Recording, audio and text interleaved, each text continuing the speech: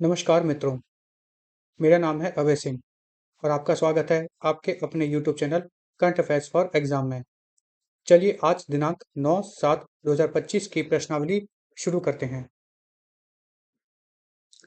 हाल ही में टाइफून डानस ने निम्नलिखित में से किस देश को प्रभावित किया है? Taiwan, Singapore, Vietnam, Indonesia. इसका सही जवाब है ताइवान। हाल ही में ताइवान में तूफान डायनस आया था।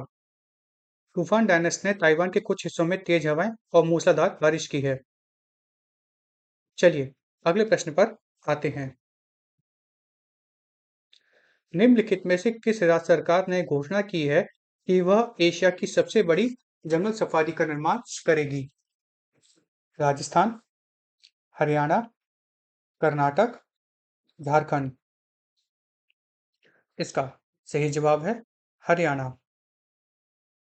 हाल ही में हरियाणा सरकार ने घोषणा की है कि वह अरावली पहाड़ियों में एशिया की सबसे बड़ी जंगल सफारी बनाएगी। यह जंगल सफारी 10,000 एकड़ के क्षेत्र में फैली होगी। कहाँ पर बनाएगी? अरावली के पहाड़ियों में। किस सरकार ने घोषणा की है? हरियाणा सरकार ने घोषणा की है। चलिए अगले प्रश्न पर आते हैं। निम्नलिखित में से किस सरकार ने पंडित दीनदयाल उपाध्याय गरीबी मुक्त ग्राम योजना शुरू की है? पंजाब, कर्नाटक, राजस्थान, झारखंड। इसका सही जवाब है राजस्थान। हाल ही में राजस्थान सरकार ने घोषणा पंडित दीनदयाल उपाध्याय गरीबी मुक्त गांव योजना शुरू की है। यह योजना गरीबी रेखा से नीचे रहने वाले परिवारों पर केंद्रित है, अर्थात बीपीएल परिवारों पर। यह प्रत्येक चयनित परिवार को कम काम या छोटा व्यवसाय शुरू करने के लिए 1 लाख रुपए तक की राशि देगा। कौन सी? यह योजना के अंतर्गत 1 लाख रुपए की राशि स्वयं सहायता समूह की महिलाओं अर्थात women in self help group को भी अपनी आय बढ़ाने के लिए प्रति परिवार 15,000 रुपए मिलेंगे। पहले चरण में 5,000 गांवों को सिलेक्ट किया गया है। कितने? 5,000 विलेजेस को, जिसमें इन परिवारों को आत्मनिर्भर बनने में सहायता देने के लिए 300 करोड़ रुपए का बजट रखा गया है। कितने करोड़ का? 300 करोड़ का। तो यहाँ मुख्य बिंदु क्या है कि राजस्थान सरकार ने पंडित दीनदयाल उपाध्याय गरीबी मुक्त गांव योजना शुरू की है। कौन सी? पंडित दीनदयाल उपाध्याय गरीब मुक्त गांव योजना। इसकी कुछ विशेषताएं क्या है कि ये बीपीएल परिवारों पर केंद्रित है। इसमें 1 लाख रुपए तक बीपीएल परिवारों को कोई भी व्यवसाय या छोटा सा काम शुरू करने के लिए दिए जाएंगे। इसमें जो स्वयं सहायता समूह की महिलाएं हैं उन्हें भी प्रति परिवार 15,000 रुपये दिए जाएंगे। इसमें पहले चरण में 5,000 गांव चयनित किए गए हैं जिनके लिए 300 करोड़ रुपए आवंटित किए गए हैं। चलिए अगले प्रश्न पर आते हैं। निम्नलिखित में से किसने हाल ही में पूर्वोत्तर जलमार्गों के विकास के लिए 5,000 करोड़ रुपए के निवेश की घोषणा की है? श्री नरेंद्र मोदी, श्री अमित शाह, श्री जेपी नड्डा, श्री सर्बानंद सोनोवाल। इसका सही जवाब है श्री सर्बानंद सोनोवाल। हाल ही में केंद्रीय बंदरगाह, जहाजरानी और जलमार्ग मंत्री श्री सर्बानंद सोनोवाल ने पूर्वोत्तर राज्य क्षेत्र में जलमार्ग और समुद्री क्षेत्र को बढ़ावा देने के लिए 5,000 करोड़ रुपए की पहल की घोषणा की है। किसने की है? Union minister of ports, shipping and waterways Shri Sarbananda Sonowal. कितने करोड़ रुपए की घोषणा है? 5,000 करोड़ रुपए की। इसमें 300 करोड़ रुपए के निवेश से सिलघाट, नेमाटी, विश्वनाथ घाट और गुईजान में नए पर्यटन और कार्गो जेटी बनाए जाएंगे। गुवाहाटी, तेजपुर और डिब्रूगढ़ में जल मेट्रो परियोजनाओं की योजना भी बनाई जाएगी। चलिए अगले प्रश्न पर आते हैं। निम्नलिखित में से किस शहर ने हाल ही में भारत का पहला क्यूआर आधारित digital house address system launch किया है? सूरत, पुणे, चेन्नई, इंदौर। इसका सही जवाब है इंदौर। हाल ही में मध्य प्रदेश के इंदौर नगर निगम ने भारत की पहली डिजिटल हाउस एड्रेस परियोजना शुरू की है। ये आ सकती है, इसको याद कर लीजिए। इस परियोजना के तहत हर घर के बाहर अनूठे त्वरित प्रकृति QR कोड वाले डिजिटल प्लेट लगाए गए हैं। इस परियोजना से केंद्र सरकार की डिजिटल प्रणाली से जुड़ी हुई है। QR कोड का स्कैन करने पर घर का ग्लोबल पोजिशनिंग सिस्टम अर्थात GPS आधारित डिजिटल पता चलता है। किसने किया है? इंदौर ने। इंदौर की खास क्या बात क्या है कि यह भारत का सबसे ज्यादा स्वच्छ सिटी माना जाता है। चलिए अगले प्रश्न पर आते हैं।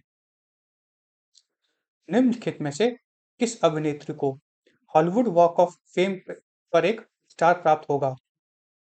आलिया भट्ट, दीपिका पादुकोण, करीना कपूर, अनन्या पांडे।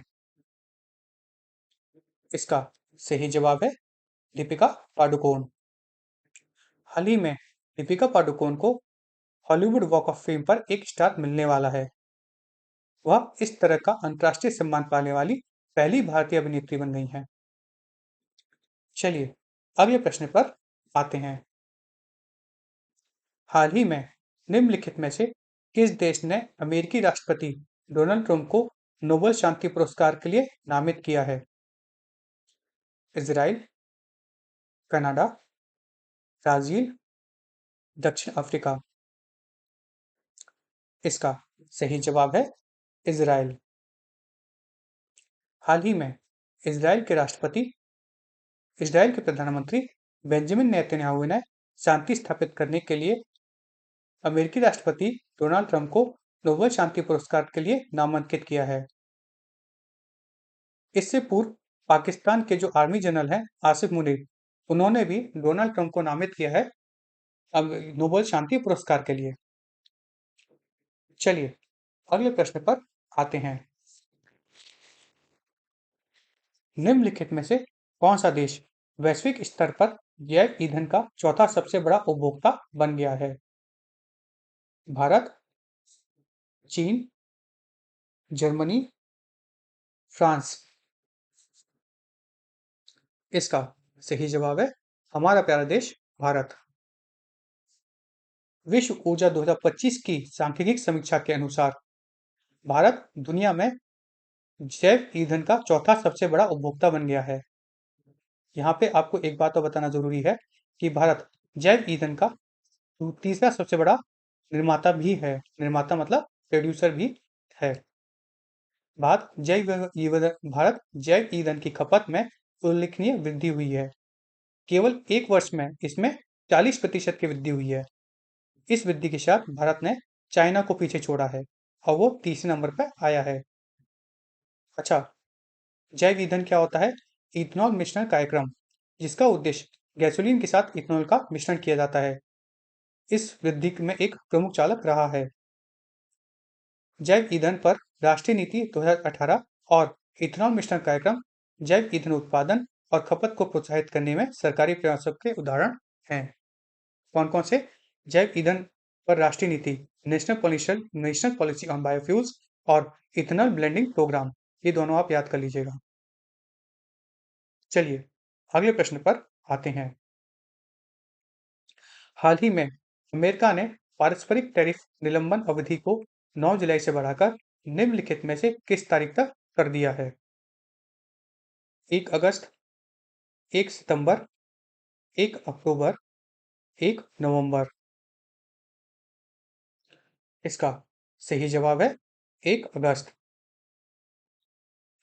संयुक्त राज्य अमेरिका ने हाल ही में मुक्ति दिवस पारस्परिक टैरिफ के कार्यान्वयन को 1 अगस्त तक के लिए स्थगित कर दिया है। पहले ये 2 अप्रैल से लगना था और यह भारत सहित बहुत सारे देशों पे लगना था। बाद में इसे 90 दिनों के लिए बढ़ा। हाल ही में निम्नलिखित में से किस देश ने जुलाई 2025 में संयुक्त राष्ट्र सुरक्षा परिषद की अध्यक्षता संभाली है? Algeria, Denmark, Guyana, Pakistan. इसका सही जवाब है पाकिस्तान। हाल ही में पाकिस्तान ने जुलाई 2025 तक के लिए जुलाई 2025 में संयुक्त राष्ट्र सुरक्षा परिषद की अध्यक्षता संभाली है। यहाँ यह नोट करने वाली बात है कि पाकिस्तान को जो प्रेसिडेंसी मिली है यूएनएससी की, वो सिर्फ इस जुलाई 2025 वाले महीने के लिए मिली है। अच्छा, यूएनएससी के बारे में जानते हैं। संयुक्त राष्ट्र सुरक्षा परिषद अर्थात यूनाइटेड नेशन सिक्योरिटी काउंसिल में 15 सदस्य देश होते हैं, जिसमें 5 स्थायी सदस्य होते हैं और 10 अस्थायी सदस्य होते हैं। ये जो पांच स्थायी सदस्य होते हैं, वो हैं ब्रिटेन, अमेरिका, चीन, रूस और फ्रांस। जो 10 अभी अस्थायी 10 सदस्य हैं, जो 2 साल के लिए बनते हैं, उनके नाम हैं अभी जो चल रहे हैं: अल्जीरिया, डेनमार्क, गुयाना, कोरिया गणराज्य, Sierra Leone, Slovenia, Pakistan, Panama, Somalia, Greece. संयुक्त राष्ट्र सुरक्षा परिषद की गैर स्थायी सदस्यता 1 महीने के लिए घुमावशील अध्यक्षता के लिए चुना जाता है, जहां वे उस अवधि के लिए परिषद की बैठकों की अध्यक्षता करने और इसके एजेंडे को प्रबंधन करने की भूमिका निभाते हैं। अच्छा, ये किस बेस पे चुना जाता है इनको, जो इनकी अध्यक्षता, यह इनके नाम के बेस पे चुना जाता है। जैसे अल्जीरिया है तो ये पहले आएगा, डेनमार्क है तो उसके बाद आएगा, और ये 5-5 जो सदस्य बदलते हैं उसके बेसिस पे चुना जाता है। चलिए अगले प्रश्न पर आते हैं। हाल ही में रेल मंत्री श्री अश्विनी वैष्णव ने कितनी नई अमृत भारत ट्रेनों की घोषणा की है? 3, 4, 5, 6। इसका सही जवाब है 4। हाल ही में हमारे देश के रेल मंत्री श्री अश्विनी वैष्णव ने 4 नई अमृत भारत ट्रेनों की घोषणा की है। कितनी? 4। कहाँ कहाँ से? पटना से दिल्ली, दरभंगा से लखनऊ, मालदा से लखनऊ और सहरसा से अमृतसर। चलिए अगले प्रश्न पर आते हैं। मोना लोआ क्लाइमेट स्टेशन फेसिस निम्नलिखित में से किस देश में स्थित है? पोलैंड, संयुक्त राज्य अमेरिका, मैक्सिको, कनाडा। इसका सही जवाब है संयुक्त राज्य अमेरिका। मोना लोआ वेधशाला मोना लोआ ज्वालामुखी के ढलानों पर स्थित है, जो संयुक्त राज्य अमेरिका के हवाई द्वीप में आता है। यह 65 वर्षों से अधिक से संचालित है और ये हवाई के मोना लोआ ज्वालामुखी के शीर्ष पर एक छोटी की वेधशाला हवा में कार्बन डाइऑक्साइड, ये अच्छा, ये जो क्या है, ये हवा में जो CO2 है उसको नापता है। अच्छा, हम इसके बारे में क्यों पढ़ रहे हैं? क्योंकि ये बंद होने की कगार पे है। अमेरिका ने इसका वित्त पोषण बंद कर दिया है। ऐसा ही एक रिसर्च स्टेशन ऑस्ट्रेलिया में भी है। चलिए अगले प्रश्न पर आते हैं। हाल ही में मुंबई स्थित टाटा मेमोरियल अस्पताल ने निम्नलिखित में से किस देश समूह के एक विशेष कैंसर देखभाल परीक्षण कार्यक्रम शुरू किया है? ASEAN, BIMSTEC, SAARC, BRICS. इसका सही जवाब है बिम्स्टेक। हाल ही में मुंबई के टाटा मेमोरियल अस्पताल ने बिम्स्टेक देशों के लिए एक विशेष कैंसर देखभाल प्रशिक्षण कार्यक्रम शुरू किया है। इसका उद्देश्य स्वास्थ्य सेवा में क्षेत्रीय सहयोग को मजबूत करना है। अच्छा, बिम्स्टेक क्या है? बिम्स्टेक का फुल फॉर्म है bay of Bengal initiative for multi sectoral technical and economic cooperation. इसमें कौन कौन से देश आते हैं? इसमें जो बांग्लादेश, जो बे ऑफ बंगाल के आसपास के जो देश हैं वो आते हैं, जैसे कि बांग्लादेश, भारत, म्यांमार, श्रीलंका, थाईलैंड, नेपाल और भूटान। इसका गठन 6 जून 1997 को किया गया था। अच्छा, इसका मुख्यालय बांग्लादेश के ढाका में स्थित है।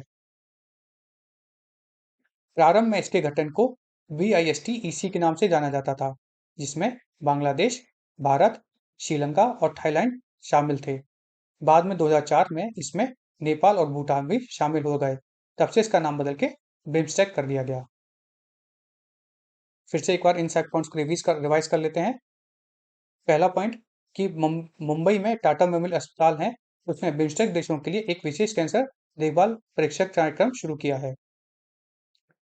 अच्छा, बिम्स्टेक क्या है? बिम्स्टेक का फुल फॉर्म है bay of Bengal initiative for multi sectoral technical and economic cooperation. यह बंगाल की खाड़ी के आसपास के 2 देश हैं, इसमें शामिल हैं। इसमें कौन-कौन से देश शामिल हैं?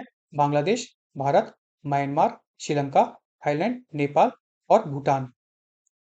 इसका गठन 6 जून 1997 को किया गया था और जिसमें ये किया गया था गठन, उसे बैंकॉक डिक्लेरेशन कहते हैं। इसकी मुख्यालय बांग्लादेश के ढाका में है। पहले इसे BIST-EC कहा जाता था, जिसमें बांग्लादेश, भारत, श्रीलंका और थाईलैंड शामिल थे। बाद में इसमें नेपाल और भूटान भी शामिल हुए 2004 में। चलिए अगले प्रश्न पर आते हैं। हाल ही में भारत ने विश्व मुक्केबाजी कप 2025 में कितने पदक जीते हैं? कुल पदक 9, 10, 11, 12। इसका सही जवाब है 11। भारत ने कुल 11 पदक जीते हैं, जिसमें 3 स्वर्ण पदक, 5 रजत पदक और 3 कांस्य पदक शामिल हैं। ये जो 3 स्वर्ण पदक जीते हैं, ये सभी भारत की महिलाओं ने जीते हैं, जिसमें श्री नुपुर ने 80 केजी में स्वर्ण पदक जीता है। श्री जैस्मीन लंबोरिया ने 57 केजी में स्वर्ण पदक जीता है एवं श्री साक्षी ने 54 केजी में स्वर्ण पदक जीता है तथा देश का नाम गौरवान्वित किया है। चलिए अगले प्रश्न पर आते हैं। निम्नलिखित में से किसे ICC का नया CEO नियुक्त किया गया है? Jensen Huang, Sanjay Gupta, Shantanu Narayen, Kasper Rorsted. इसका सही जवाब है संजय गुप्ता। यहाँ मैं आपको बताना चाहूंगा, जेनसेंग हुआंग ये एनवीडिया के CEO हैं और ये कैस्पर रोस्टेड जो हैं ये एडिडास के CEO हैं। भारतीय प्रसारक संजय गुप्ता को अंतर्राष्ट्रीय क्रिकेट परिषद अर्थात इंटरनेशनल क्रिकेट काउंसिल ICC परिषद का नया मुख्य कार्यकारी अध्यक्ष नियुक्त किया गया है। ICC क्रिकेट की वैश्विक नियामक संस्था है। इसकी स्थापना 1909 में इंपीरियल क्रिकेट कॉन्फ्रेंस के रूप में हुई थी। बाद में 1989 में इसका नाम बदलकर ICC अर्थात इंटरनेशनल क्रिकेट काउंसिल कर दिया गया। चलिए अगले प्रश्न पर आते हैं। हाल ही में निम्नलिखित में से कौन सा देश भारतीय यात्रियों के लिए UPI नेटवर्क में शामिल हुआ है? वियतनाम, इंडोनेशिया, घाना, त्रिनिदाद और टोबैको। इसका सही जवाब है त्रिनिदाद और टोबैको। चलिए इस विषय में कुछ जानते हैं। त्रिनिदाद और टोबैको 8वां देश बना है और कैरिबियाई देशों में पहला देश बना है जिसने स्थानीय साझेदारी के माध्यम से भारतीय यात्रियों के लिए UPI उपलब्ध होगा। UPI मतलब यूनिफाइड पेमेंट इंटरफेस।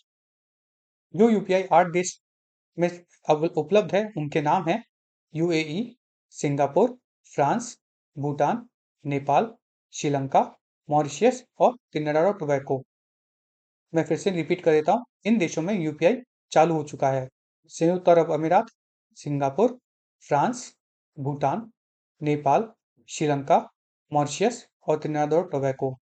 इसमें सबसे पहले जो UPI शुरू हुआ था वो 2024 में शुरू हुआ था और फ्रांस इसमें पहला देश बना था जिसने UPI स्वीकार किया था।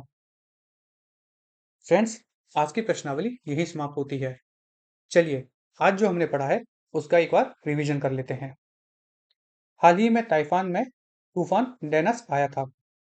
हरियाणा सरकार ने घोषणा की है कि वह अरावली पहाड़ियों में एशिया का सबसे बड़ी जंगल सफारी बनाएंगे, जो 10,000 एकड़ में फैली होगी।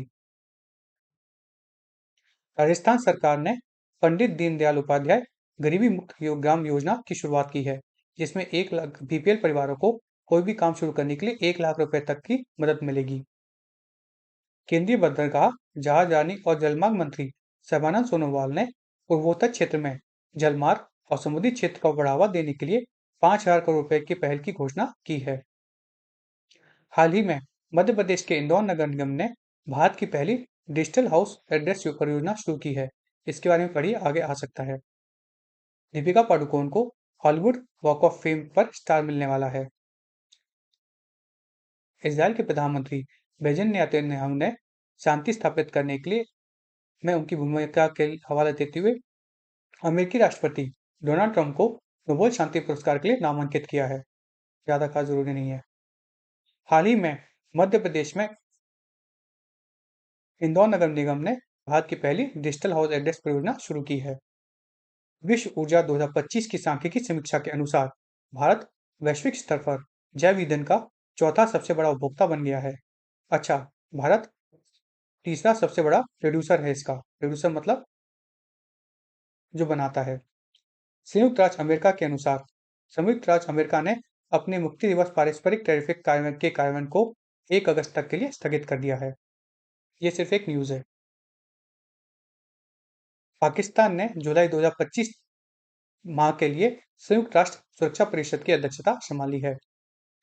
हाल ही में रेल मंत्री श्री अश्विनी वैष्णव ने घोषणा की कि 4 नई अमृत भारत ट्रेनें शुरू होंगी, जो पटना से दिल्ली, दरभंगा से लखनऊ, मालदा से लखनऊ और सहरसा से अमृतसर तक चलेंगी।